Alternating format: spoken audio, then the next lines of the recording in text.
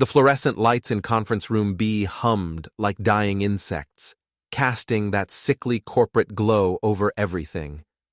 I sat there, drumming my fingers on the fake wood table, watching Karen shuffle through her papers with that practiced efficiency she'd perfected over our 12 years of marriage.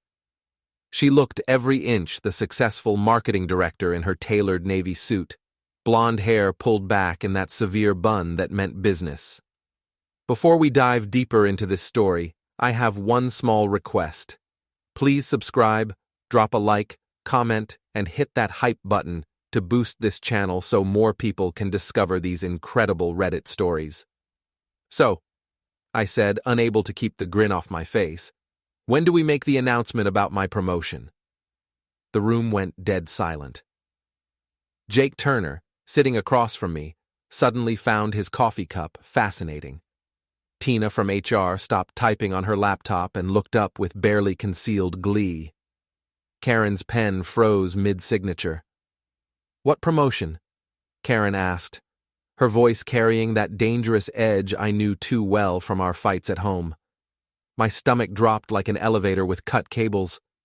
"The senior account manager position. We discussed it last month. You said it was practically guaranteed after the Morrison campaign success." Karen's smile could have cut glass. "Oh, that promotion. I gave it to Jake." The words hit me like a physical blow. Jake, my supposed friend, the guy I'd trained when he started here 2 years ago, finally looked up from his coffee. His expression wasn't apologetic, it was smug. "Sorry, Mark," he said, not sounding sorry at all. "I guess I forgot to mention it." Tina cleared her throat, consulting her tablet with theatrical precision. "The decision was finalized yesterday. Mr. Turner's new salary reflects a $20,000 increase, plus the corner office and the Morrison account oversight. $20,000, the exact amount Karen and I had discussed for our kitchen renovation, the amount we needed to finally fix the roof, the amount that would let us stop eating ramen twice a week. But I brought in Morrison," I said, my voice sounding hollow even to myself. "I worked 60-hour weeks for 3 months. I missed our anniversary dinner for that pitch." "And Jake executed it beautifully," Karen replied, already moving on to other papers. "Sometimes leadership requires making difficult decisions, Mark. You'll understand when you're ready for real responsibility." The condescension in her voice made my teeth ache. This wasn't just my boss talking, this was my wife, dismissing me like a child who'd asked for too much candy. Jake leaned back in his chair, his confidence growing by the second. "Look, buddy, no hard feelings, right? Maybe next time you'll get it." Next time. Like I was some junior employee who needed to wait his turn, not the guy who'd been carrying this department while Jake spent his days perfecting his golf swing and flirting with the interns. "I need some air," I muttered, standing up so fast my chair rolled backward into the wall. "Mark," Karen called as I headed for the door, "don't be dramatic. We'll discuss this at home." I turned back, looking at the 3 of them sitting there like judges who'd already decided my fate. "Will we? Or will you just tell me how it's going to be, like always?" Karen's face flushed red. In front of her subordinates, she couldn't afford to look like she'd lost control of her husband. "That's enough. Take the rest of the day off. Cool down." "Take the rest of the day off," I repeated. "Right, because that's what you do with problem employees." I walked out, leaving the door open behind me. The entire office had gone quiet, 40 pairs of eyes tracking my movement as I made my way to my cubicle, my pathetic windowless cubicle that Jake would never have to see again. My desk looked exactly like what it was, the workspace of someone who'd been passed over. Old family photos, a dying plant Karen had given me last Christmas, stacks of reports that suddenly seemed pointless. I started shoving things into my briefcase with shaking hands. "Mark!" Wes appeared beside my desk, his thick glasses reflecting the monitor light. Wesley Chen was the IT department's most valuable asset and my only real friend in this place. "You okay, man?" "Peachy," I said, grabbing the Morrison files. "Just living the dream." Wes glanced around, then slipped something into my briefcase. You might want to look at that when you get home, he whispered. I've been backing up the server drives. Sometimes interesting things turn up. I looked at him sharply, but he was already walking away, hands in his pockets, whistling like nothing had happened. The drive home took forever. Every red light felt personal, every slow driver like another conspiracy against me. Our house looked the same as always, modest colonial in a decent neighborhood, the kind of place that screamed middle management to anyone who cared to look. Karen's BMW sat in the driveway, which meant she'd left work early too, probably to prepare her defense. Inside, I could hear her on the phone in the kitchen, her voice carrying that fake warmth she used with clients. No, it'll be fine. Jake's much more suited for the position anyway. Mark's a good worker, but he lacks the killer instinct, you know?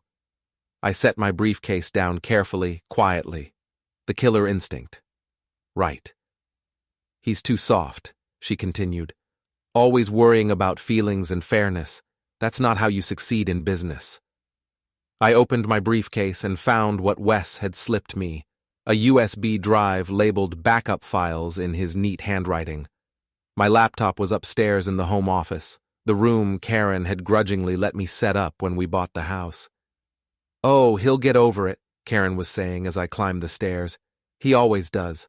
Mark's not the type to make waves. The USB drive slid into my laptop with a soft click. The files that appeared made my blood run cold. Email chains between Karen and Jake going back 6 months. Meeting schedules that coincided with my business trips.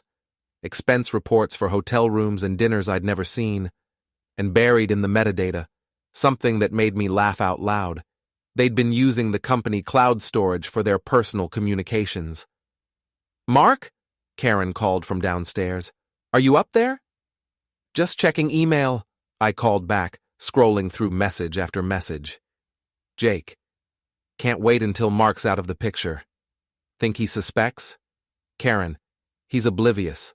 Always has been. Besides, what's he going to do about it? Jake. True. Guy's got no backbone. Perfect marriage for you. Someone who won't fight back. Karen. Don't be mean. He has his uses. He's good at the boring detail work. 12 years of marriage, and that's what I was to her. Someone to handle the boring details while she and Jake planned their future. I kept reading, my anger building with each message. They'd been planning this promotion swap for months, timing it for maximum impact. They wanted me demoralized, defeated, ready to accept whatever scraps they threw my way. The last email was dated yesterday, just hours before the meeting. Jake. You sure about doing it in front of Tina? Seems cruel. Karen. He needs to understand his place. Public humiliation is the most effective teacher. Public humiliation. My wife had orchestrated my professional destruction as a teaching moment. I closed the laptop and sat back in my chair, staring out the window at our neighbor's perfectly manicured lawn. Mr. Henderson was out there with his leaf blower, methodically clearing every speck of debris from his driveway. Such attention to detail, such thoroughness.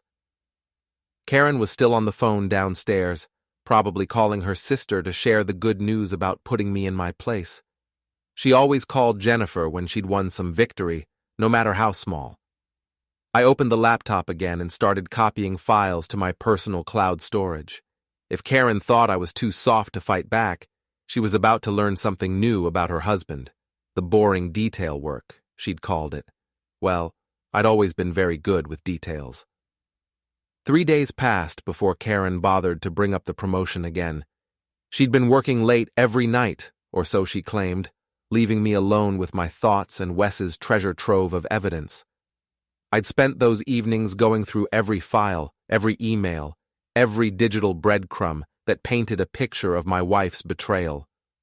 The worst part wasn't even the affair, though that cut deep enough. It was the casual cruelty of their conversations, the way they discussed me like a problem to be managed, rather than a person to be respected. You're being awfully quiet, Karen said over breakfast Thursday morning. She was dressed for another important day, her power suit armor against any criticism I might offer. Just thinking, I replied, not looking up from my coffee. About the promotion? Mark, you need to understand that business isn't personal. I made the best decision for the company. I almost laughed.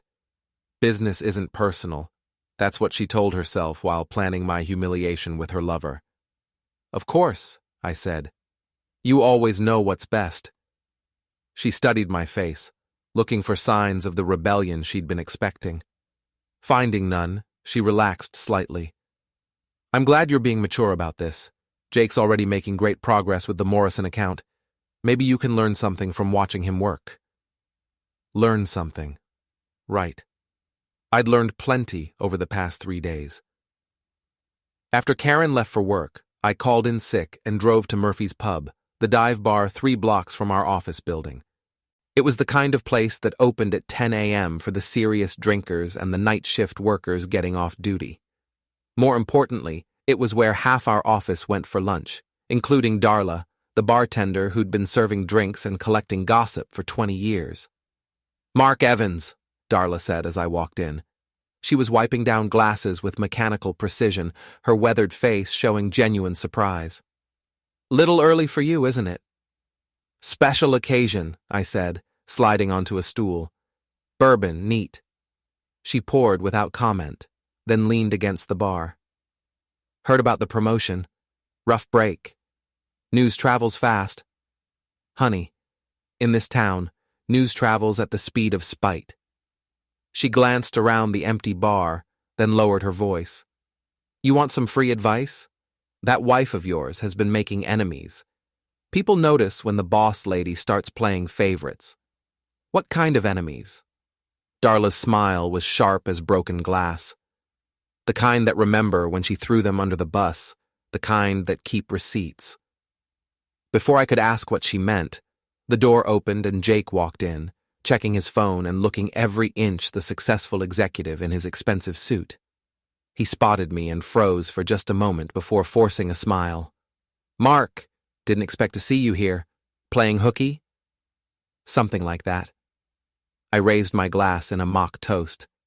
Congratulations on the promotion, by the way. I'm sure you earned it. The words carried just enough edge to make him uncomfortable, but not enough to justify a confrontation. Jake was a coward at heart. He'd only fight when he was sure he'd win. Thanks, man. Look, I hope there are no hard feelings. You know how these things go. Oh, I'm learning. Jake ordered a beer and sat 2 stools down, maintaining distance while trying to look casual. Darla served him with professional indifference, but I caught the slight curl of her lip. So, Jake said, clearly fishing for information. Karen mentioned you were taking the news pretty well. Mature response. Karen and I discuss everything, I lied smoothly. We're very close that way. Something flickered in Jake's expression. Uncertainty, maybe even fear. If he thought Karen was sharing their secrets with me, he'd have to be more careful. Right, of course. You guys have always been solid. I finished my bourbon and stood up, leaving a 20 on the bar. We have our understanding. See you around, Jake. Outside, I sat in my car for a few minutes, watching Jake through the window. He was on his phone now, probably calling Karen to report our conversation. Let him worry. Let them both worry. My next stop was the office building, but not our floor. I took the elevator to the 15th floor where Brian Morrison worked for Apex Marketing, our biggest competitor. Brian and I had history. We'd worked together at my previous job before Karen recruited me to follow her to Hartwell and Associates. Mark! Brian stood up from his desk, genuine pleasure on his face. What brings you to the dark side? Coffee and conversation, I said. You free for lunch? An hour later, we were sitting in a quiet restaurant downtown, catching up on old times. Brian had done well for himself. Senior partner track, corner office, the whole package. So, he said eventually, I heard through the grapevine that you got passed over for the Morrison promotion. That's got to sting, especially since it was your account. These things happen, I said carefully. Do they? Because from where I sit, it looks like someone's trying to push you out. Karen's been making some interesting moves lately. I leaned forward. What kind of moves? Brian glanced around, then pulled out his phone. She's been reaching out to our clients, very quietly, testing the waters, seeing who might be interested in switching firms.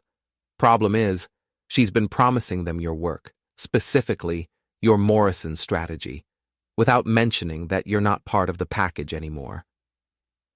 The blood roared in my ears.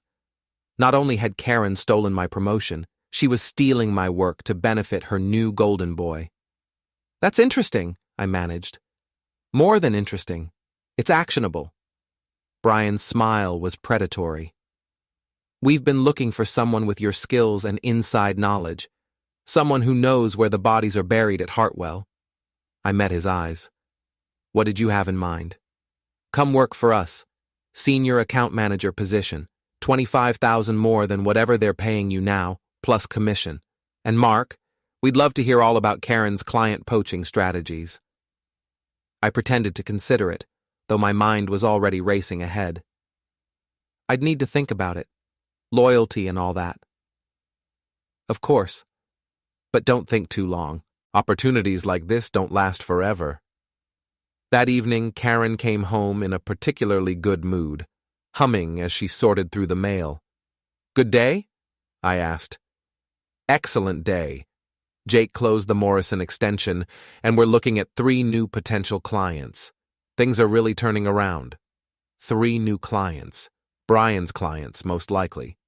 That's wonderful. Jake's really proving himself. He is.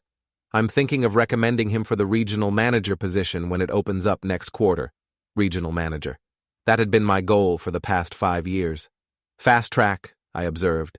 When you find the right person, you don't waste time. She kissed my cheek absently. I'm going to work late tomorrow night. Jake and I need to prep for the Morrison presentation. Of course you do. After she went upstairs, I opened my laptop and composed a careful email to Brian. Nothing incriminating, just a request for more details about the position. But I copied it to my personal account and saved it in a folder labeled Insurance. Then I opened Wes's files again and started taking screenshots. If Karen wanted to play hardball, she was about to discover that her boring, detail-oriented husband had been paying very close attention indeed. My phone buzzed with a text from an unknown number. This is Gisela, Jake's girlfriend. We need to talk. Interesting, very interesting indeed. Gisela Martinez turned out to be nothing like what I'd expected from Jake's Instagram posts. In person, she was smaller, sharper, with the kind of focused intensity that came from building a social media empire, one carefully curated photo at a time. We met at a coffee shop in the Arts District, far from anywhere we might run into office gossip. Thank you for meeting me, she said, sliding into the booth across from me. I wasn't sure you'd come. Your message was intriguing. What did you want to talk about? She pulled out her phone and showed me a screenshot of a text conversation. Jake's name was at the top, but the messages made my stomach clench. Jake, can't make dinner tonight. Working late with Karen. Gisela. Again? That's 3 times this week. Jake. Big project. You know how it is. Gisela. I know how something is. She swiped to show me more screenshots. Weeks of similar excuses, all involving late nights with my wife. At first, I thought I was being paranoid, Gisela said. Jake's always been ambitious, always working late. But then I started paying attention to the patterns. What patterns? The nights he claims to be working late are always nights when you're out of town. Business trips, client visits, that conference in Chicago last month. Every single time. I felt something cold settle in my chest. You've been tracking my schedule? I follow your wife on LinkedIn. She posts about everything. Your anniversary, your trips, your achievements. Very public, very perfect couple. Gisela's smile was bitter. Right up until she started posting about Jake's successes instead. She was right. I'd noticed it too, but hadn't connected the dots. Karen's social media presence had shifted over the past few months, less about our marriage and more about her professional mentorship of Jake. "Why are you telling me this?" I asked. "Because I think we can help each other." Gisela leaned forward, her voice dropping. "I've been with Jake for 2 years. I've invested time, energy, and frankly, money in our relationship. I'm not about to let your wife destroy that so she can play executive fantasy with my boyfriend. What do you want me to do about it?" "I want proof. Real proof, not just suspicious text messages and convenient scheduling. I want evidence that will destroy both of them professionally and personally." I studied her face, seeing the calculation behind the hurt. Gisela wasn't just a betrayed girlfriend. She was a businesswoman protecting her investment. "And if I help you get this proof? Then I'll help you get your revenge. I have 40,000 Instagram followers, 12,000 on TikTok, and connections throughout the city's social scene. When I destroy someone, they stay destroyed." The casual way she said it made me believe her completely. "I'll think about it," I said. "Don't think too long. Jake's getting sloppy and Karen's getting confident. If we're going to move, it needs to be soon." That night, I lay in bed listening to Karen's breathing and thinking about Gisela's offer. My wife was curled on her side, as far from me as possible without falling off the mattress. Even in sleep, she was pulling away. My phone buzzed with another text from Gisela. "Jake just canceled our weekend plans. Emergency client meeting. Guess who the client is?" I didn't need to guess. The next morning, Karen was practically bouncing with excitement as she got ready for work. "Big day?" I asked. "Huge day. Jake and I are taking the Morrison clients to that new steakhouse downtown. If this goes well, it could mean a $50,000 contract extension." Sounds expensive. Company's paying, of course. This is too important to worry about the budget.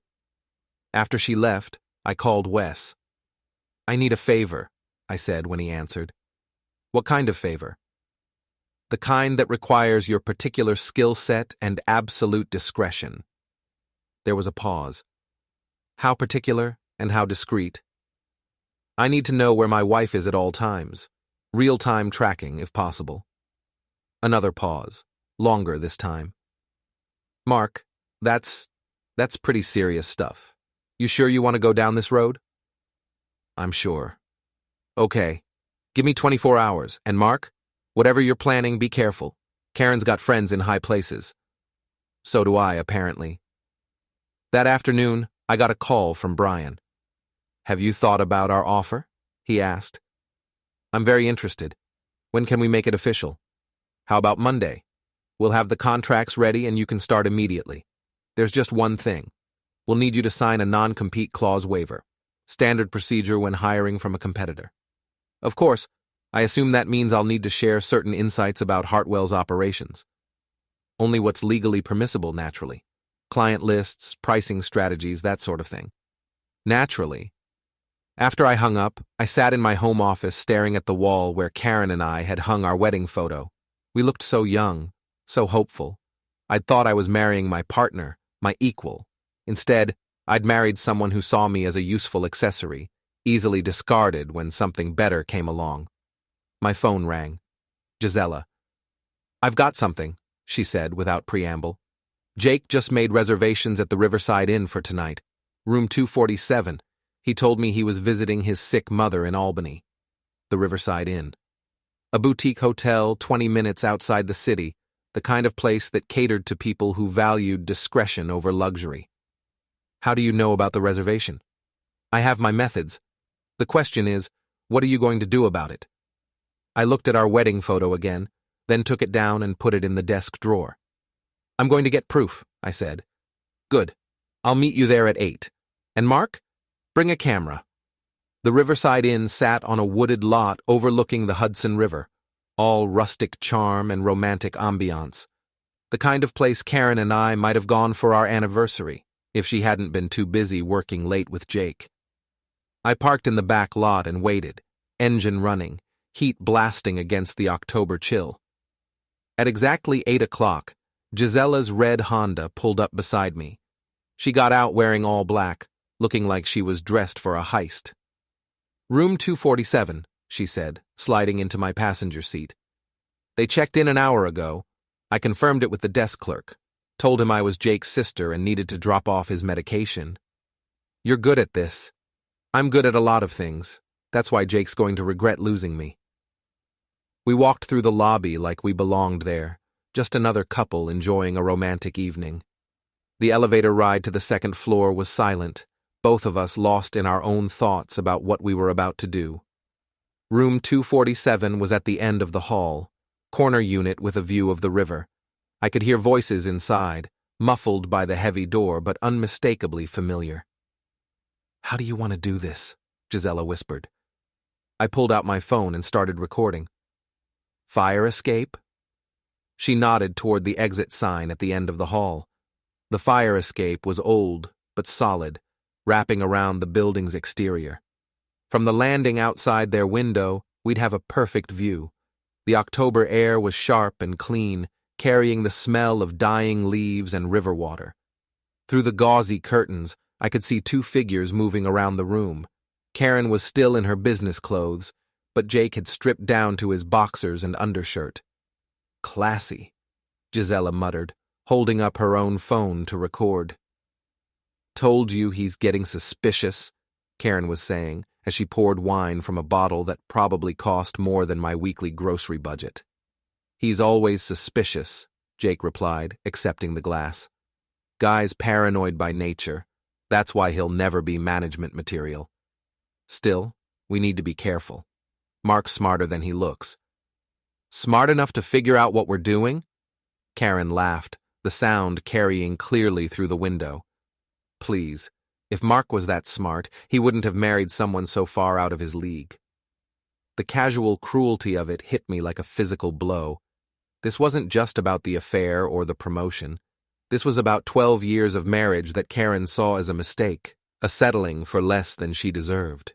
"Besides," she continued, "after Monday's board meeting, it won't matter what he suspects." Jake looked up sharply. "Monday's meeting?" "I'm recommending a departmental restructuring. Mark's position will be eliminated, and his responsibilities will be absorbed by other team members, mainly you." "You're firing him?" "I'm making him redundant. There's a difference. He'll get a severance package, maybe even a decent reference if he doesn't make trouble." Gisela grabbed my arm as I started to move toward the window. "Wait!" she hissed. "Let them finish." Jake was pacing now, his confidence wavering. "Karen, that's his career, his whole life." "His whole life is what I make it," Karen said coldly. "It always has been. Mark's never had an original thought about his career. He just follows where I lead. Well, now I'm leading him out the door." "What about your marriage?" "What about it? We'll get divorced, split the assets, and move on. I'll wait a decent interval, then we can go public with our relationship. By then, you'll be regional manager, and I'll be VP. Power couple, just like we planned." Power couple. They'd been planning my entire future destruction, mapping out their rise on the ashes of my career and marriage. "I love it when you're ruthless," Jake said, pulling Karen close. "You haven't seen ruthless yet," she replied, and then they were kissing, hands roaming, moving toward the bed. I'd seen enough. More than enough. I stopped recording and motioned for Gisela to follow me back to the fire escape. "Jesus," she said when we were safely back in my car. "That was thorough," I finished. "Very thorough. Are you okay? I mean, hearing all that." I started the engine, surprised by how calm I felt. The anger was still there, but it was cold now, focused. "I'm fine. Better than fine, actually." "Better?" "Now I know exactly what I'm dealing with. No more guessing, no more hoping I'm wrong. Karen wants to destroy my life? Fine. Let's see how she likes it when someone fights back."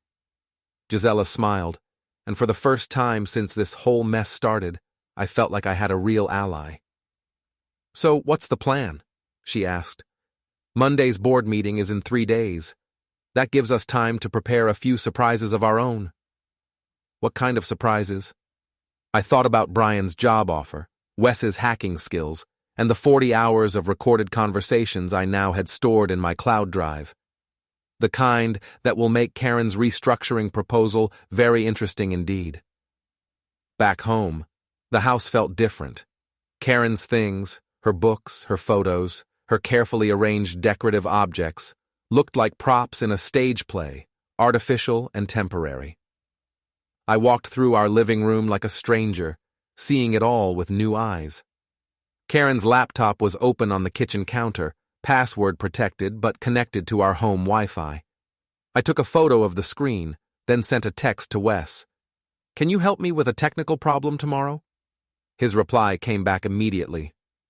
"Already on it. Check your email in an hour." An hour later, I had complete access to Karen's personal and work accounts. Wes had outdone himself. Not only could I read her emails, I could see her calendar, her contacts, even her browsing history. The picture that emerged was even worse than I'd imagined. Karen hadn't just been planning my professional destruction. She'd been actively sabotaging me for months. Negative comments to clients about my work, subtle undermining of my projects, even a recommendation to HR that I might be struggling with personal issues that affected my performance. But she'd also made mistakes. Big ones. The hotel receipts were all charged to the company credit card, filed under client entertainment, with fake client names. The restaurant bills, the wine, even a weekend trip to Boston, all paid for with company money and documented in meticulous detail. More damaging were the emails between Karen and Jake discussing specific client strategies, including confidential information that they were planning to sell to competitors. Not just unethical, potentially criminal. I spent the weekend organizing everything into a comprehensive file: photos, recordings, financial records, email chains, and a detailed timeline of their activities. By Sunday night, I had enough evidence to destroy both their careers and possibly send them to prison. But prison wasn't what I wanted. Prison would be too quick, too clean. I wanted them to experience the same slow-burning humiliation they'd planned for me. I wanted them to know what it felt like to have their entire world collapse in public, piece by carefully orchestrated piece. Monday morning, Karen left for work early, humming with anticipation for her big board meeting. She kissed my cheek absently and reminded me to pick up her dry cleaning. "Of course," I said. "Wouldn't want you looking anything less than perfect." "You're sweet," she said, already focused on her phone. "I'll be late tonight. Big celebration planned." "I'm sure there will be." After she left, I made 3 phone calls. The first was to Brian, confirming my start date and requesting an expedited background check. The second was to Gisela, giving her the go-ahead for Phase 1 of our plan. The third call was to the Hartwell & Associates board chairman, requesting an urgent meeting about financial irregularities I'd discovered in the marketing department. "How urgent?" he asked. "Urgent enough that you'll want to postpone this afternoon's restructuring discussion until after we talk." There was a long pause. "I'll see you at 11. At 10:45, I walked into the Hartwell building for what I knew would be the last time as an employee. I carried a leather portfolio containing printed copies of everything: every email, every receipt, every recorded conversation. Karen was in her office, probably rehearsing her presentation about why my position needed to be eliminated. She looked up and waved when she saw me, her smile bright and false. I waved back and kept walking toward the executive floor. Time to find out how much Karen enjoyed being the center of attention when the spotlight revealed more than she'd planned to share. The board meeting was scheduled for 2 o'clock, but by noon, the entire executive floor was buzzing with activity. I'd spent an hour with Chairman Peterson, laying out the evidence in careful, methodical detail. His face had gone through several color changes during my presentation, settling on an alarming shade of purple by the time I finished. "Jesus Christ, Mark," he'd said, staring at the hotel receipts. This is a goddamn disaster." "Yes, sir, it is." "And you're sure about all this? The recordings, the financial irregularities, The client information sharing? I'm sure. I've documented everything according to the company's own audit procedures. Every piece of evidence is verifiable and legally obtained. Peterson had made several phone calls after that, his voice getting sharper with each conversation. By the time I left his office, Karen's fate was sealed. She just didn't know it yet. I spent the next 2 hours at my desk, cleaning out my personal items and watching the office dynamics shift around me. Word was spreading that something big was happening, though no one knew exactly what. Jake looked nervous, checking his phone constantly and making frequent trips to Karen's office. At 1:30, I got a text from Gisela. Package delivered. Check Karen's Instagram. I opened the app and nearly laughed out loud. Gisela had posted a series of photos from the Riverside Inn, artfully cropped to show Jake's car in the parking lot, the hotel's distinctive entrance, and a silhouette of two people in a window that was clearly recognizable as Karen and Jake to anyone who knew them. The caption was a masterpiece of passive-aggressive social media warfare. Some people think they're so clever, sneaking around behind everyone's back. But the internet remembers everything, and Karma has an Instagram account. Chak cheaters, chak busted chakter receipts. The post already had dozens of likes and comments, including several from people who worked at Hartwell. Social media moved fast, but office gossip moved faster. At 1:45, my phone rang. Karen. Mark, what the hell is going on? People are staring at me, and someone just showed me some ridiculous Instagram post about Jake and me. I wouldn't know, I said calmly. I don't really follow social media drama. This isn't drama, this is slander. That girl is trying to destroy my reputation. Gisela? Jake's girlfriend? Why would she do that? There was a pause. How do you know her name? Lucky guess. Karen, I hate to cut this short, but I have a meeting to get to. What meeting? The board meeting. Didn't Peterson tell you? There's been a change in the agenda. I hung up before she could respond. At exactly 2 o'clock, I walked into the main conference room. The entire board was there. 12 serious-faced executives in expensive suits, all looking like they'd rather be anywhere else. Karen sat at the far end of the table, her presentation materials spread out in front of her. Jake was beside her, looking like he might throw up. Gentlemen, Peterson said as I took a seat, I think we all know why we're here. Karen looked confused. Actually, I'm not sure I do. My understanding was that we were discussing departmental restructuring. We are, Peterson replied, just not the kind you were expecting. He nodded to his assistant, who began distributing copies of my evidence file to each board member. Karen's face went white as she recognized the hotel receipts and email printouts. What is this? She demanded. This, Peterson said, is a comprehensive audit of your department's financial activities over the past 6 months, along with documentation of several serious policy violations. Jake started to stand up. I think there's been some kind of mistake. Sit down, Mr. Turner. Peterson's voice could have frozen water. The only mistake here was thinking you could embezzle company funds and commit corporate espionage without consequences. Espionage? Karen's voice cracked. That's ridiculous. I would never. Share confidential client information with competitors? Charge personal expenses to company accounts? Engage in sexual harassment of subordinates? Peterson consulted his notes. Because we have evidence of all three, along with recorded admissions of guilt. I watched Karen's face as the reality sank in. Her eyes found mine across the table, and for the first time in years, I saw genuine fear there. Mark, she said quietly, what did you do? I did my job, I replied. I investigated irregularities in departmental spending and reported them to the appropriate authorities. Just like the employee handbook says. You son of a bitch. Language, Mrs. Evans, Peterson interrupted. You're in enough trouble without adding insubordination to the list. The next 20 minutes were brutal. Peterson laid out the evidence piece by piece, playing selected audio recordings that made Jake squirm and Karen's face flush with humiliation. The board members asked pointed questions about financial controls, legal liability, and damage to the company's reputation. Finally, Peterson looked directly at Karen and Jake.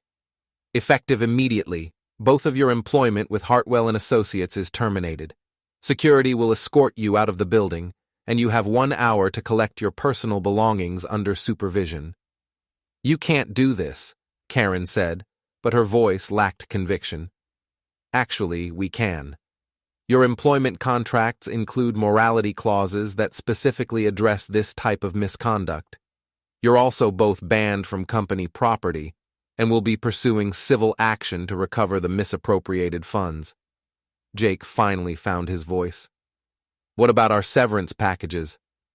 Peterson's smile was sharp as a blade. What about them? You're being terminated for cause. There are no severance packages. As security guards appeared to escort them out, Karen made one last desperate play. Mark, please, we can work this out. I made mistakes, but we can fix this. Don't destroy our marriage over a stupid affair. I stood up, looking down at the woman who'd planned to eliminate my job and divorce me once her lover got his promotion. Karen, I said quietly, our marriage was destroyed the moment you decided I wasn't worth your respect. I'm just making it official. The security guards led them away, Karen's heels clicking frantically on the marble floor as she tried to maintain some dignity. Jake didn't even look back. Peterson waited until they were gone, then turned to me. Well, Mark, I suppose this creates an opening in our management structure. Are you interested in staying on as interim marketing director while we search for a permanent replacement? I smiled and shook my head. Thank you, but I've accepted a position with Apex Marketing. I start tomorrow. Apex? Peterson looked impressed, despite himself. Brian Morrison's outfit. They're good people. Yes, sir, they are. Well, I can't say I blame you for wanting a fresh start. Will you at least stay on as a consultant during the transition? We'll need someone who understands the department's operations. I'd be happy to help. For the right consulting fee, of course. Peterson laughed. Of course. Send me your rates. I walked out of that building feeling 10 pounds lighter. In the parking lot, I found Gisela waiting by my car, her phone in her hand, and a satisfied smile on her face. How'd it go? She asked. Better than expected. They're both finished, fired, blacklisted, and facing civil lawsuits. Good. And Jake just called me, begging for another chance. Apparently being unemployed makes him realize what he's lost. Are you going to take him back? Her laugh was sharp and bright. Are you kidding? I'm posting our breakup announcement tonight along with a few more photos from their romantic getaway. Let him explain that to his next girlfriend. I got in my car and rolled down the window. Gisela, thank you. I couldn't have done this without your help. Thank you for giving me the chance to destroy them properly. It's been very therapeutic. As I drove home, I called Brian to confirm my start date and discuss my consulting arrangement with Hartwell. He was delighted to hear that I'd be bringing inside knowledge of Karen's client poaching strategies, along with a complete list of her contacts and pricing information. This is going to be a very profitable partnership, he said. I certainly hope so. At home, I poured myself a bourbon and sat in my office, looking at the empty picture frame where our wedding photo used to be. My phone buzzed with texts from Karen, increasingly desperate messages begging me to call her, to meet with her, to give her a chance to explain. I deleted them unread. Instead, I opened my laptop and began composing an email to a divorce attorney Wes had recommended, someone who specialized in high-conflict cases and had a reputation for being absolutely ruthless in protecting her clients' interests. If Karen wanted to play hardball, I was about to show her what a real power play looked like. 3 months later, I was sitting in my new corner office at Apex Marketing, reviewing quarterly reports that showed we'd successfully poached 6 of Hartwell's biggest clients. The view from the 20th floor was spectacular, I could see the river, the mountains beyond, and on clear days like this one, the entire city spread out like a map of possibilities. My assistant knocked and entered with the afternoon mail. "Mr. Evans? Your attorney called. The divorce papers were filed this morning, and Mrs. Evans has been served." "Thank you, Janet." The divorce had been inevitable once the criminal charges were filed. Karen and Jake were both facing federal fraud charges for their misuse of company funds, and Karen's lawyer had advised her that a messy divorce would only make things worse in court. She'd agreed to my terms without much fight. I got the house, the car, and most of our joint assets. She got her legal bills and whatever was left of her reputation. My phone buzzed with a text from Gisela. "Check the news. Channel 7. I turned on the small TV in my office and found the local business report. The anchor was discussing Hartwell and Associates' ongoing legal troubles, with file footage of Karen and Jake being escorted from the building by federal agents.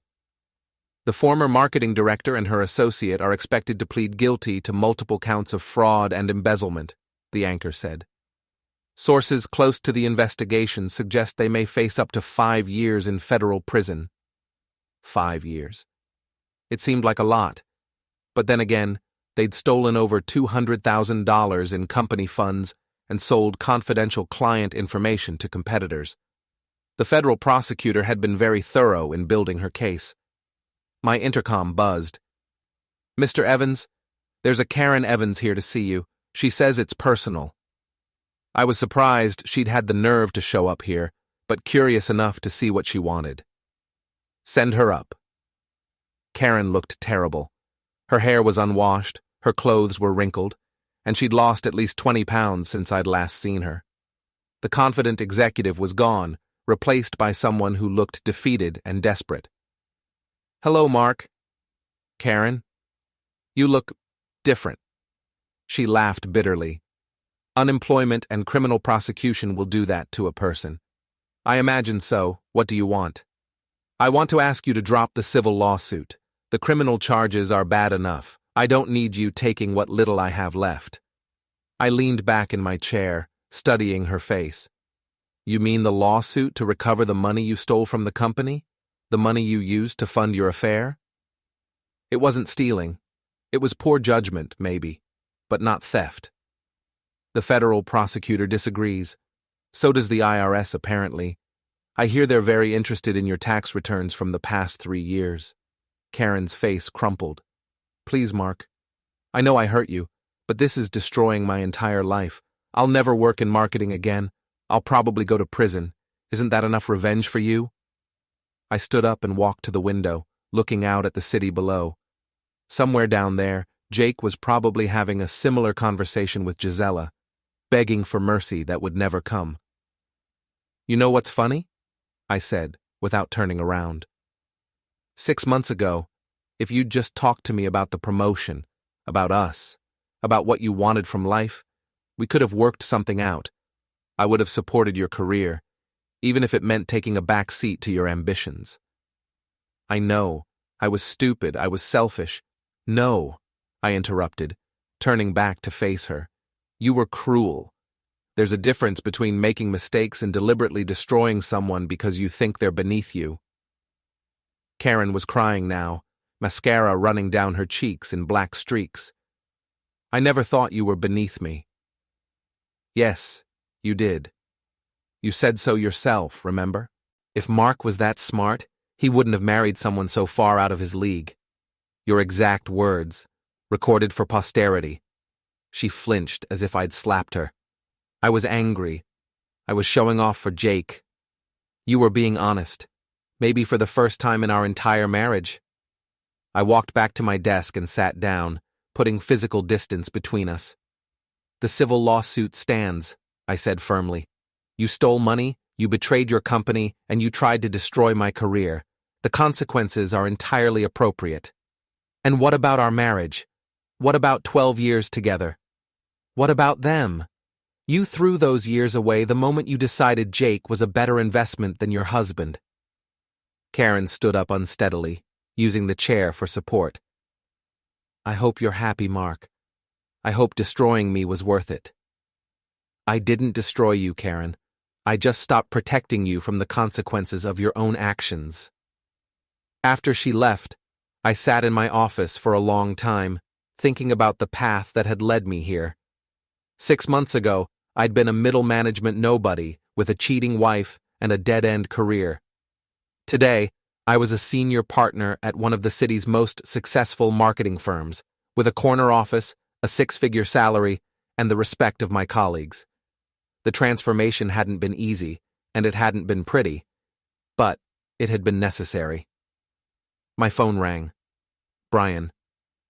Mark, I just got off the phone with the Peterson Group. They want to hire us for a complete rebranding campaign.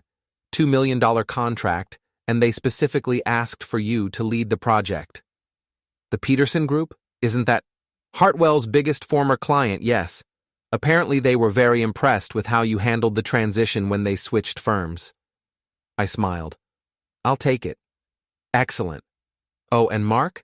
There's a rumor going around that Hartwell might be filing for bankruptcy. Something about losing too many clients and facing too many lawsuits. Hartwell and Associates, bankrupt.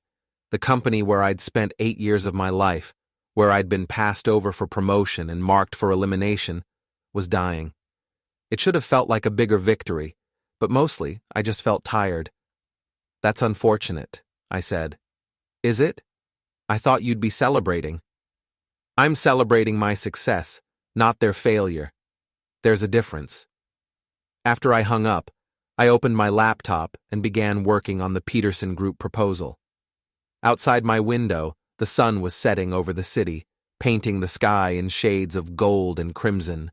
It was beautiful, and for the first time in months, I felt something approaching peace. My phone buzzed with one last text from Gisela. Jake's plea hearing is next week. Want to watch him grovel in court? I typed back, no thanks. I'm busy building my future. And I was. The past was finished, dealt with, filed away like evidence in a closed case. Karen and Jake would face their consequences, just as I'd faced mine. The difference was that I'd chosen to learn from my mistakes and build something better. They'd chosen to blame everyone else for their failures. I worked until late that evening, alone in my office, planning campaigns and building strategies for clients who respected my expertise and valued my contributions. When I finally packed up to go home, I felt the satisfaction that comes from a day well spent and a life well lived. The house was quiet when I got there, but it was a comfortable quiet now, not the tense silence that had characterized the final months of my marriage. I poured myself a bourbon, sat in my favorite chair, and opened a book I'd been meaning to read for months. Tomorrow, I'd start work on the Peterson Group campaign. Next week, I'd close the Morrison account renewal that would net Apex another $500,000 in revenue. Next month, I'd probably get another promotion and another raise. But tonight, I was just a man sitting in his own home, reading a good book and enjoying the silence. It was enough, more than enough. It was perfect.